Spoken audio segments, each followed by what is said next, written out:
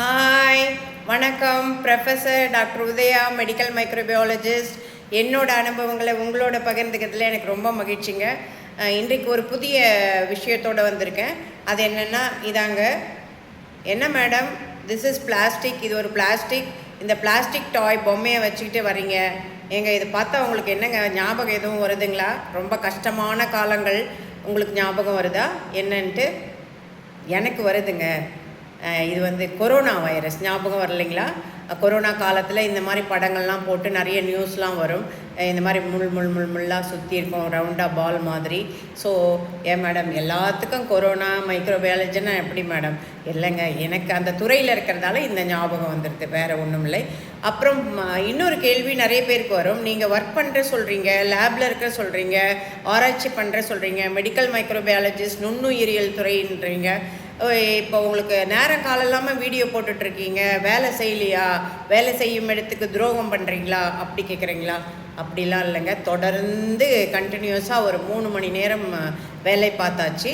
வேலை பளு, மன அழுத்தம் இல்லாமல் நம்ம ரெஃப்ரெஷ் பண்ணிக்கணும். எல்லாருமே வேலைத்துறையில் இருப்பவங்க எல்லாருமே இன்றைய காலகட்டத்தில் மருத்துவ ஆய்வுகள், மருத்துவ நியூஸ், உலகளாவிய நியூஸ் என்ன சொல்கிறதுன்னா, நல்ல பழக்க வழக்கங்களோடு இருக்கிறவங்க கூட, எக்ஸசைஸு, திடமான பாடியோடு இருக்கிறவங்க கூட வயது வித்தியாசமின்றி இறப்புக்கு ஆளாகிறாங்க, திடீர் இறப்புக்கு ஆளாகிறாங்க. காரணம் என்னன்னு கேட்டிங்கன்னா, அவங்களுக்கு குடிப்பழக்கம் இருக்காது, எந்த தீய பழக்கங்களும் இருக்காது.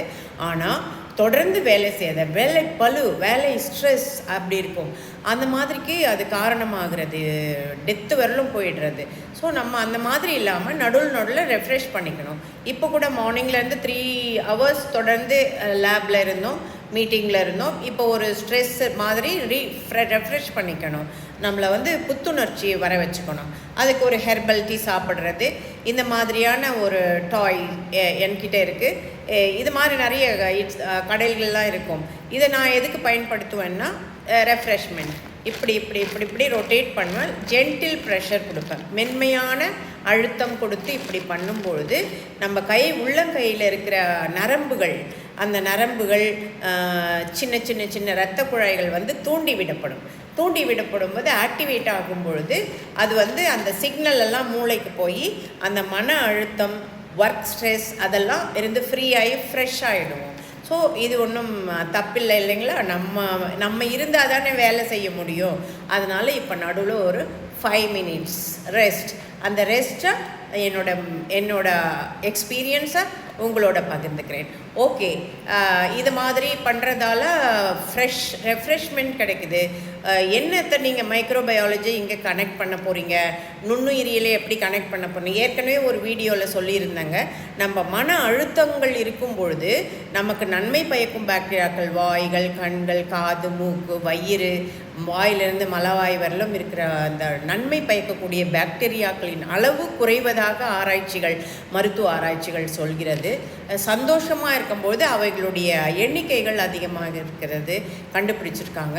அதனால் நம்ம எப்போவுமே ஃப்ரெஷ்ஷாக, ஆக்டிவாக, ரொம்ப சுறுசுறுப்பாக வச்சுக்கும் பொழுது நன்மை பயக்கும் பாக்டீரியாக்கள் நம்மளில் பலுகி பெருகி நமக்கு நன்மையை தருங்க.